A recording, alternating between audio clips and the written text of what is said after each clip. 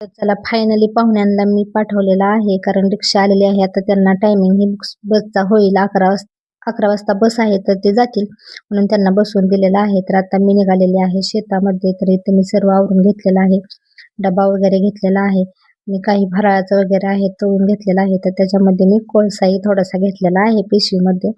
आणि मी आणि अद्विक आम्ही दोघं जण चाललेलो आहे. आता 10:30 वाजलेले आहेत आणि शेतामध्ये काय काम आहे ते तुम्हाला गेल्यानंतर समजेलच. तर अद्वैकलाही उद्या पेपर होता त्याचा, तर तो म्हणला मला थोडंसं काही रीडिंग वगैरे करायचं आहे आणि त्याला थोडंसं लिहायचंही होतं. तर तो माझ्याबरोबर बॅग घेऊन आलेला आहे शेतामध्ये, कारण म्हणजे संध्याकाळीच आम्ही माघार येणार होतो ज्यावेळेस आमचं काम होणार होतं त्यावेळेस. तर येता येता ह्यांना खायलाही आणलेला आहे, वडापाव घेऊन आलेले आहे इथं आणि तो अभ्यास करत आहे. तोपर्यंत इकडं मालही कारवायला घेतलेला आहे. तर हे आहे मटेरियल जे की डाळिंबीसाठी टाकायचं आहे आणि यासाठीच मी आज शेतामध्ये आलेले आहे, कारण की अगोदर खड्डेही घ्यायचे आहेत. खड्डे घेऊन झाल्यानंतरच हे मिक्स केलेलं आहे ते टाकायचं आहे आणि एक 1 किलो एका झाडाला टाकायचं आहे, अशा प्रमाणात टाकायचं आहे. तर बराच वेळ जाणार आहे.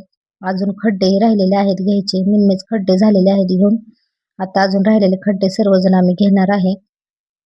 तोपर्यंत इथे त्यांचा नाश्ता चाललेला आहे.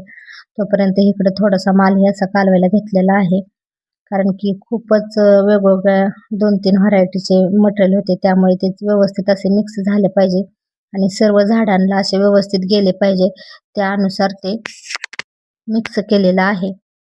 तर इथं राहिलेले खड्डे आम्ही सर्वांनी मिळून घेतलेले आहेत, काही खोऱ्याने, काही खुरप्याने. आणि जिथं भिजलेलं नव्हतं तिथं रान तर इतकं कडक आलेलं होतं की खड्डाच घेता येत नव्हता आणि जिथं ओलं होतं भिजवलेलं त्या ठिकाणी पटकन खड्डा घेतला जात होता. तर असं बरंच हराळी वगैरे होती, खड्डे घ्यायला खूप जड जात होतं, परंतु तसं खड्ड्याशिवायही आपण टाकू शकत नाही. आणि जिथं ड्रिपचा कॉक आहे, मला तर अगोदर वाटलं हे अंदाजेच खड्डे घेतात, परंतु जो ड्रिपचा कॉक असतो तिथं खड्डे घ्यायचे होते, म्हणजे जिथं पाणी पडतं त्या ठिकाणीच खड्डा घेतलेला आहे आणि त्याच्यामध्ये आता मटेरियल टाकायचं आहे. आणि आता मालही कालवून झालेला आहे. तर बादल्या भरून प्रत्येकाने दोघांनी आम्ही टाकलेला आहे आणि 2 जणीनं पाठीमागे बुजवलेलं आहे आणि 2 जण आणून देण्यासाठी होते. अशी 6 माणसांचं नियोजन असं केलेलं आहे. तर तोपर्यंत इकडे यांनी मालही सर्व कालवून घेतलेलं आहे आणि काही त्यात खडेही होते जे असे कडक ते मिक्स होत नव्हते, तर ते अशा हातानेही फोडून घेतलेले आहेत. मी हँड ग्लोव्ज घातलेला आहे आणि आता 6 जणांनी मिळून आम्ही असं मटेरियल सर्व टाकलेलं आहे आणि टाकतानाच मी काही शूट केलेलं नाही. तर चला इथंच व्हिडिओचं एंड करते. भेटूया नेक्स्ट व्हिडिओमध्ये. बाय.